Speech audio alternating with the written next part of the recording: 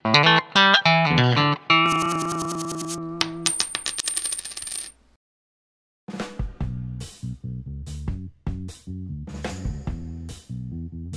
geopolitik serta cuaca buruk mendorong rally harga untuk batu bara pada kuartal 2 tahun ini. Kenaikan harga terutama berdampak pada jenis batu bara bituminus dan subituminus. Harga produk dengan nilai kalori bersih 6.000 nar diuntungkan oleh kondisi pengetatan suplai batu bara dan gas. Pada bulan April lalu, Uni Eropa mengumumkan rencana untuk memberlakukan larangan impor batu bara yang berasal dari Rusia. Kebijakan ini akan diterapkan mulai tanggal 10 Agustus 2022. Disusul dengan pernyataan Jepang untuk menerapkan langkah serupa, secara bertahap. Sebelum pemberlakuan masa embargo resmi ini, pembeli dari Eropa telah banyak mengambil kargo alternatif, demi menjauhkan diri dari batu bara Rusia. Alhasil, pengiriman dari Australia ke Eropa pada kuartal 2 lalu naik pesat melebihi 4 kali lipat dibandingkan volume kuartal 1. Sedangkan pengiriman Kolombia ke Eropa pada kuartal 2 pun naik melebihi 2 kali lipat daripada kuartal sebelumnya. Akibatnya, stok pile batu bara di Terminal ARA, Amsterdam Rotterdam Antwerp, Eropa, hampir mencapai kapasitas penuh, melonjak sampai sekitar 7 hingga 8 juta ton, pada akhir Juni tahun 2022 dari semula sekitar 3 juta ton pada awal April. Sementara itu, para pembeli dari wilayah Jepang, Korea Selatan, dan Taiwan, bersaing untuk mendapatkan kargo batu bara Newcastle, demi memenuhi permintaan musim panas. Situasi ini menyumbangkan kenaikan 4% terhadap penjualan batu bara termal Australia pada kuartal pertama lalu. Walaupun permintaan begitu tinggi, suplai Australia di sepanjang kuartal 2 tetap ketat, akibat cuaca berhujan di wilayah-wilayah penambangan dan pelabuhan.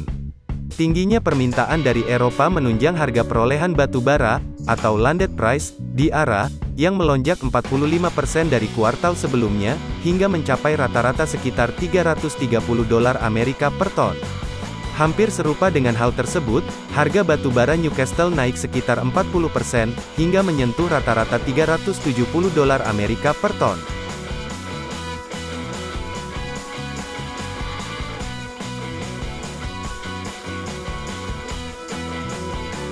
Adanya lonjakan kasus COVID-19 di China, mendorong penurunan permintaan dari sektor ketenaga listrikan, karena pusat industri di wilayah pesisir terdampak oleh pemberlakuan pembatasan sosial.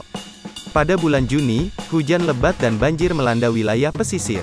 Wilayah pesisir ini terkenal akan aktivitas PLTU yang tinggi, serta mendorong kenaikan produksi PLTA secara signifikan.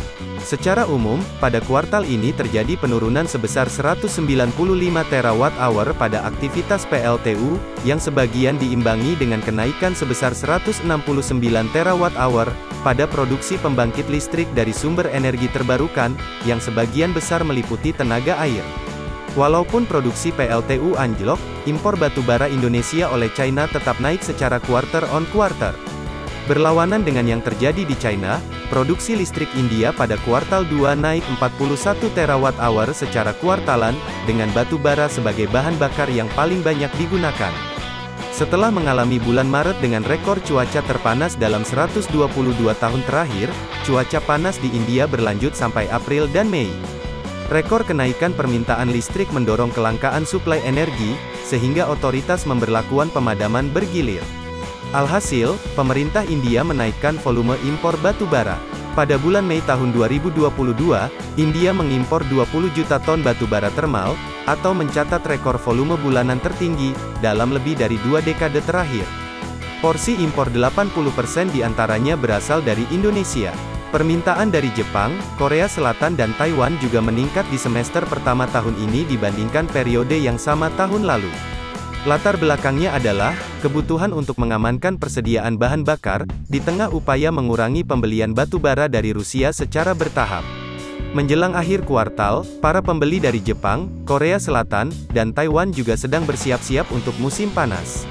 Kenaikan impor dari pasar China, India dan Asia Timur Laut membantu pemulihan suplai Indonesia, dengan rata-rata pengiriman bulanan berkisar 38 juta ton 40 juta ton, atau naik 35% dari kuartal pertama.